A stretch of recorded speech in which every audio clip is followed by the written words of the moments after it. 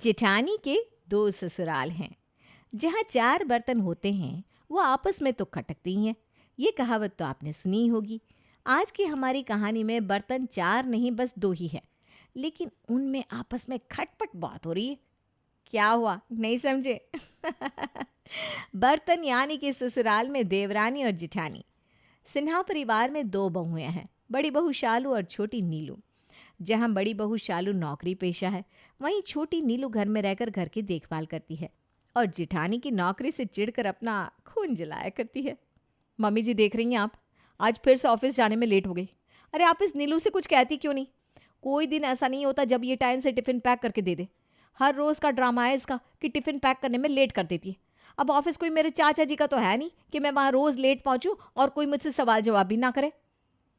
ऐसा है भाभी, एक तो मैं आपका टिफ़िन बना कर दे रही हूँ, ऊपर से आप मुझे ही बातें सुना रही हैं। अगर मेरे खाना बनाने से इतनी तकलीफ़ है तो खुद क्यों नहीं बना लेती? खुद बनाइए और टाइम से ऑफिस जाइए। किसने रोका है आपको? भलाई का तो ज़माना ही नहीं रहा। किसी के साथ भलाई करो, ऊपर से बातें भी सुनो। हाँ तो कोई एहसान नहीं करती हो? अगर टिफ़िन बनाकर देती हो तो मैं भी ऑफिस में जाकर 8 घंटे काम ही करती हूँ। मुझे खाली बैठने के पैसे नहीं देते। और वैसे भी अगर तुम दिन में घर का काम करती हो तो शाम को आकर खाना मैं बनाती हूँ, इसलिए ज़्यादा मुंह बनाने की ज़रूरत नहीं है। तुमसे तो ज़्यादा ही काम करती हूँ मैं। कल से टाइम से टिफ़िन बनाकर दे दिया करो, वरना ठीक नहीं होगा। अरे देखो तो कैसे माँ जी के सामने हुक्म चला कर गई है कि चुपचाप टिफ़िन बनाकर दे दिया करो। सीधी सी बात तो ये है कि घमंड हो गया है भाभी को अपनी नौकरी का। अपने आगे किसी को कुछ समझती नहीं है। और माँ जी को देखो, कैसे दिन भर नीलू नीलू करके मुझ पर हुक्म चलाती रहती है। लेकिन जहाँ जेठानी जी की बात आती है, सबके मुंह पर ताला लग जाता है। नौकरी करने वाली जेठानी शालू को घर में मिल रहे मान सम्मान और आज़ादी के कारण नीलू उससे जलने लगी थी। इसलिए हर समय वो उसे नीचा दिखाने की कोशिश में लगी रहती थी। एक दिन, मम्मी जी मुझे ऑफिस के काम से 3 दिन के टूर पर जाना है, मैं आज शाम को ही निकल जाऊंगी। ठीक है बेटा, कोई बात नहीं। तुम अपना ख्याल रखना और किसी चीज़ की ज़रूरत हो तो नीलू को बता देना, वो पैकिंग में तुम्हारी मदद कर देगी। हाँ हाँ, क्यों नहीं। नीलू तो नौकरानी है ना इस घर में सबकी, जो वो सबकी मदद करती घूमती फिरती रहे। जैसे कोई और काम ही नहीं है जेठानी जी के आगे पीछे घूमने के अलावा मुझे। इन्हें 3 दिन के लिए ऐश करने के लिए बाहर जाना है, उसमें भी मैं इनकी मदद करूं। दूध पीती बच्ची है क्या जो अपना सामान खुद पैक नहीं कर सकती? मदद करे मेरी जूती। हाँ। देवरानी नीलो गुस्से में अपने कमरे में चली जाती है। शाम के समय जेठानी अपना सामान पैक करके अपने ऑफिस के टूर पर निकल जाती है और पूरे 3 दिन के बाद वहां से लौटती है। अरे नीलू, जल्दी से 1 कप चाय बनाकर पिला दे, बहुत थकान हो रही है। महारानी होटल में आई है ना, जो आते ही ऑर्डर चलाने शुरू कर दिए। मेरी तो कोई वैल्यू ही नहीं इस घर में। हर आता जाता मुझ पर ऑर्डर चलाकर चला जाता है। नीलू बेमन से दांत पीसते हुए जेठानी के लिए चाय लेकर जाती है और टेबल पर रखकर बिना कुछ बोले वापस आ जाती है। अभी 1 सप्ताह ही बीता होगा कि शालू एक बार फिर से 4 दिन की ट्रिप पर जाने की बात अपनी सास से कहती है। माँ जी, प्रमोशन का समय है ना, ऐसे में मुझे खुद को साबित करके दिखाना होगा, वरना इस बार भी प्रमोशन मेरे हाथ से चला जाएगा। लेकिन चाहे जो हो जाए, इस बार तो मैं ये प्रमोशन लेकर रहूंगी। बस 4 दिन की बात है, मुझे ऑफिस की तरफ से एक मीटिंग के लिए जाना होगा। 4 दिन बाद मैं लौट आऊंगी। अरे भैया, ये तो अब रोज़ का ही तमाशा हो गया है। हर 10वें दिन जेठानी जी ऑफिस टूर के नाम से सामान पैक करके निकल लेती है और फिर 4 दिन पता नहीं कहाँ से मौज मस्ती करके वापस लौटती है। और भैया भी पता नहीं किस मिट्टी के बने, पत्नी को अकेले ही कहीं भी जाने की इजाज़त दे देते। अरे इतना भी क्या है कि अपनी पत्नी से एक बार पलट कर पूछा तक नहीं कि 4 दिन के लिए जा रही है, किसके साथ जा रही है, कहाँ जाएगी, कब तक लौट कर आएगी। पति वाले तो एक भी लक्षण नहीं है भैया के अंदर। पता नहीं कोई आदमी इतना सीधा कैसे हो सकता है। अरे भाई, पत्नी पर विश्वास करना ठीक है, लेकिन अंधविश्वास तो हमेशा घाटे का ही सौदा होता है। और कहीं इसी विश्वास का फ़ायदा उठाकर जेठानी जी हाथ से निकल गई, तब क्या करेंगे जेठ जी? बड़बड़ाते हुए नीलू रसोई में काम कर रही थी। तभी उसे याद आया कि उसने जेठानी को बिजली का बिल पेमेंट करने के लिए कहा था। पता नहीं भाभी ने बिल भरा या नहीं, एक बार फ़ोन करके पूछ लेती हूँ। नीलू अपनी जेठानी को फ़ोन लगाती है। हाँ नीलू, क्या हुआ? ओ भाभी, आपको डिस्टर्ब करने के लिए सॉरी, लेकिन मैं ये जानना चाहती थी कि आपने बिजली का बिल जमा तो कर दिया था ना? आपको पता है ना आजकल कितनी सख्ती चल रही है। बिजली का बिल समय से जमा ना करो तो बिजली वाले आकर सप्लाई काट देते हैं। अरे मैंने बिल जमा कर दिया था, तुम चिंता मत करो। और कोई ज़रूरी बात नहीं है ना? अभी शालू नीलू से बात कर रही थी, तभी उसे पीछे से किसी बच्चे के रोने की आवाज़ सुनाई देती है और एक आदमी शालू को उसके नाम से पुकारता है। अरे भाभी, ये आवाज़ किसकी आ रही है पीछे से? अरे कुछ नहीं, मेरे बॉस हैं, मैं बाद में तुझसे बात करती हूँ। अरे, ये सब चल क्या रहा है? मैंने फ़ोन तो भाभी को किया था और वैसे भी इस समय रात के 8:30 बज रहे हैं। इस वक्त तो वो अपने होटल में वापस आ गई होगी। रात के 8:30 बजे बॉस और उनका बच्चा भाभी के आसपास क्या कर रहे थे? अरे, ये सब कुछ और ही चक्कर तो नहीं चल रहा? कहीं ऐसा तो नहीं कि जेठानी जी बहाने से अपने दूसरे ससुराल जाती है, जहाँ पर इनका दूसरा पति और बच्चा भी हो? अरे नीलू, तू बिना बात पता नहीं अपनी सोच के घोड़े कहाँ कहाँ तक दौड़ा देती है। ऐसा तो सब फिल्मों में होता है, ऐसा थोड़ी ना हो सकता है। लेकिन भाभी के रंग भी तो कुछ ठीक नहीं है। कहीं मेरी सोच ही सही साबित हो गई तो तब तो ये बहुत बड़ी बात हो जाएगी ना। मुझे माँ जी और जेठ जी से बात करनी चाहिए। आखिर उन्हें भी तो पता होना चाहिए ना कि उनकी बीवी और बहू ऑफिस के काम का बहाना करके कहाँ कहाँ घूम फिर रही है और क्या क्या गुल खिला रही है। नीलू अपनी सास के कमरे में जाती है। क्या बात है छोटी बहू, इस वक्त तू मेरे कमरे में क्या कर रही है? माँ जी, आपको ना एक ज़रूरी बात बतानी थी। मुझे नहीं पता मैं सही सोच रही हूँ या गलत, लेकिन जो मुझे महसूस हुआ मैंने सोचा एक बार आपको भी बता देती हूँ। अरे क्या हुआ है, साफ साफ बताना। माँ जी, मैंने ना अभी बिजली का बिल पूछने के लिए भाभी को फ़ोन किया था। आप ये जानकर हैरान रह जाएंगी कि उनके पीछे से ना किसी 3-4 साल के बच्चे के रोने की आवाज़ आ रही थी और किसी आदमी ने उन्हें उनके नाम से भी पुकारा। अब आप ही बताओ, इतनी रात को उनके कमरे में कौन आदमी होगा जो भाभी को शालू कहकर आवाज़ लगाएगा और जिसके पास एक बच्चा भी हो? अरे मुझे नहीं समझ में आ रहा तू क्या कहना चाह रही है। ऑफिस के टूर पर गई है ना, तो वहाँ बच्चे क्या करेंगे? वही तो मैं सोच रही हूँ ना माँ जी, कि ऑफिशियल टूर पर बच्चे क्या करेंगे वहाँ? हाँ, बुरा मत मानिएगा माँ जी, लेकिन कहीं ऐसा तो नहीं कि आपकी बड़ी बहू ने एक और ससुराल बसा रखा हो और वो हर 10वें दिन अपने दूसरे पति और बच्चों से मिलने के लिए जाती हो? हाँ, मतलब एक बार सोच कर देखिए, पैसे तो अच्छे खासे कमा लेती है। हो सकता है एक और शादी कर रखी हो जो हमारी जानकारी में ना हो। अरे कैसी बेहूदी बातें कर रही है छोटी बहू तुम। माना कि तुझे बड़ी बहू से परेशानी रहती है, लेकिन किसी से जलने का यह मतलब नहीं कि तुम उसके बारे में ऐसी अफवाह फैलाओ। माँ जी, मुझे जेठानी जी के बारे में अनाप शनाप बातें करने का कोई शौक नहीं है। मैं तो बस ये कहना चाहती हूँ कि हमें इस बात को ऐसे ही इग्नोर नहीं करना चाहिए। एक बार ठोक बजाकर देखने में क्या बुराई है? और वैसे भी आपने देखा नहीं कि भाभी आजकल हम सबसे कितनी कटी कटी सी रहती है। नीलू की बातें सुनने के बाद अब तो सास को भी थोड़ा थोड़ा बड़ी बहू पर शक होने लगा था।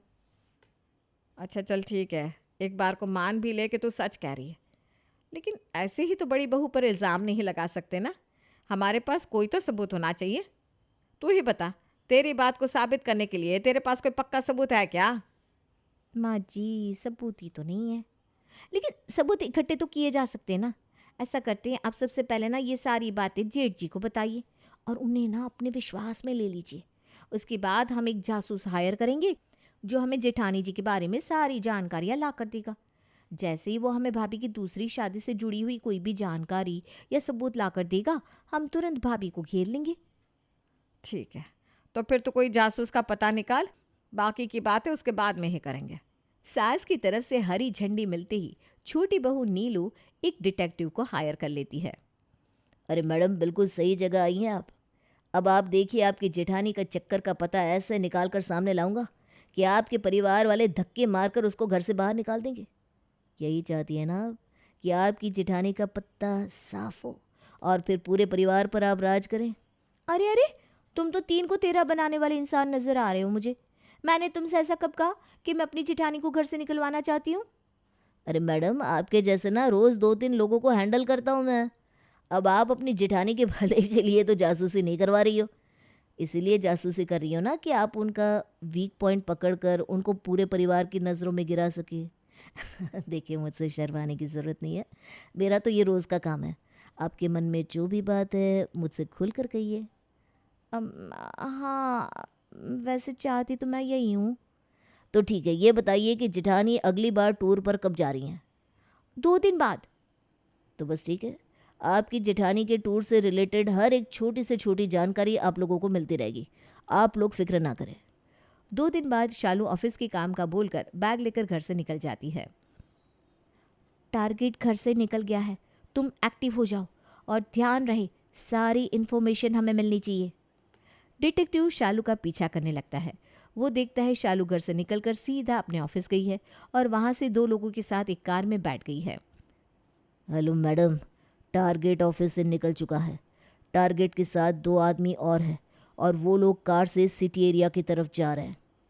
वेरी गुड, तुम ऐसे ही मुझे अपडेट करते रहना। और सुनो, जब वो कार से उतरेगी ना तो उन लोगों के साथ उसकी 1-2 फोटो खींचकर मुझे भेज देना। डिटेक्टिव नीलू के कहे अनुसार शालू का पीछा कर रहा था। कुछ देर बाद एक बड़े से बंगले के सामने वो कार रुकती है और कार में से 4 लोग उतरकर अपना अपना लगेज लेकर बंगले के अंदर जाने लगते हैं। डिटेक्टिव शालू की फोटो खींचकर उसकी देवरानी को भेज देता है। ये देखिए माँ जी, 2-2 आदमियों के साथ घूम रही है आपकी बड़ी बहू और देख रही है ये बंगला, इसी में अपना बैग लेकर जा रही है। मुझे तो लगता है यही है वो घर जहाँ इनका दूसरा पति रहता है। शालू मेरे साथ इतना बड़ा धोखा नहीं कर सकती। अरे वो तो ऑफिस के काम से गई है। देखो तुम सबको गलत फहमी हो रही है। कुछ देर के बाद एक आदमी बंगले की छत पर एक बच्चे को लेकर टहलने लगता है। डिटेक्टिव तुरंत उसकी फोटो खींचकर नीलू को भेज देता है। ये देखिए भैया, इस फोटो में एक आदमी और एक बच्चा नजर आ रहा है आपको? यही है जेठानी जी का दूसरा पति। और माँ जी आप भी देख लीजिए अपनी बहू का दूसरा ससुराल। आपकी बहू तो गई हाथ से, और ये भी तो हो सकता है ना कि उनका दूसरा पति उनके साथ उनके ऑफिस में ही काम करता हो, इसीलिए रात के 8 बजे तक भी ऑफिस से वापस आने का नाम नहीं लेती भाभी। अरे भैया ठीक है, आपकी पत्नी नौकरी करती है, लेकिन इतनी छूट भी नहीं देनी चाहिए थी आपको। अब आपने गलती की है, भुगतना तो आपको ही पड़ेगा।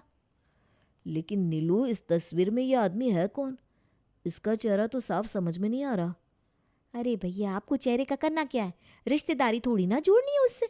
और वो डिटेक्टिव ना कहीं दूर पर खड़े होकर फोटो खींच रहा है, घर में घुस के थोड़ी ना फोटो लेगा। जासूसी तो छुप छुप के की जाती है ना। अच्छा तो उसे बोलो ना कि घर के थोड़ा नज़दीक जाकर कान लगाकर सुनने की कोशिश करे, अंदर से कैसी आवाज़ें आ रही है। मैं जानना चाहता हूँ कि शालू उस मकान में आखिर उसके साथ कर क्या रही है। ठीक है भैया, मैं भी बोलती हूँ। नीलू डिटेक्टिव को फ़ोन लगाती है और उस खिड़की के पास खड़े होकर अंदर से आ रही आवाज़ों को सुनने के लिए कहती है। कुछ देर बाद, मैडम, अंदर से तो किसी बच्चे की मम्मी मम्मी कहने की आवाज़ सुनाई दे रही है। ऐसा लग रहा है बच्चा रो रहा है और बच्चे की माँ उसे लोरी सुना रही है। लो भैया, अब क्या सुनना बाकी रह गया है? डिटेक्टिव कह रहा है कि उसे घर के अंदर से किसी बच्चे की माँ माँ कहने की आवाज़ सुनाई दे रही है। अब तो मुझे पूरा भरोसा हो गया है। अब इस बात में कोई दो राय नहीं है कि भाभी ने ससुराल के अलावा एक दूसरा ससुराल भी बना रखा है। मैं तो कहती हूँ अभी चलो और उन्हें रंगे हाथों पकड़ लो। अगर आप लोग अभी भी कुछ नहीं करेंगे ना तो देखना, भाभी को फिर से बहाना बनाने का मौका मिल जाएगा और वो ज़रूर कुछ ना कुछ बहाना बनाकर हमें उल्लू बना देगी। नीलू एकदम ठीक करी है। तुम ऐसा करो, डिटेक्टिव से बोलो अपनी लोकेशन भेजे, हम लोग अभी के अभी वहाँ चलेंगे। इस शालू को रंगे हाथों पकड़ेंगे। मैं भी तो जानना चाहता हूँ कि आखिर मेरे प्यार में ऐसी क्या कमी रह गई थी जो उसने दूसरी शादी करके अपना परिवार बसा लिया। अरे एक बार तो मेरे और अपने बेटे रज्जू के बारे में सोचना चाहिए था। जेठ जी, नीलू और नीलू की सास डिटेक्टिव के बताए हुए एड्रेस पर पहुंचते हैं और वहां जाकर गुस्से में दरवाज़ा खोलकर घर के अंदर घुस जाते हैं। शालू, शर्म नहीं आती तुम्हें ये सब करते हुए? मैं पूछता हूँ आखिर मुझे इतना बड़ा धोखा क्यों दिया तुमने? अरे रजत, क्या कर रहे हो और ये क्या बोल रहे हो? कौन सा धोखा दिया मैंने तुम्हें? और तुम यहाँ कैसे? आने से पहले मुझे कॉल तो कर लेते। ताकि तुम बहाना बनाकर मुझे एक बार फिर से बेवकूफ़ बनाने में कामयाब हो जाती। सच सच बताओ, ये सब कब से चल रहा है और क्यों? क्या मेरे प्यार में कोई कमी रह गई थी? अरे आप लोग पागल है क्या? समझ क्या रहे हो आप? और ऐसा मैंने क्या कर दिया जो आप यहाँ आकर ऐसा मेलोड्रामा कर रहे हो? कुछ तो शर्म करो, ये कोई जगह है ये सब बातें करने की? अच्छा, जो तुमने किया उसके बाद भी अक्कड़ कम नहीं हो रही है तुम्हारी।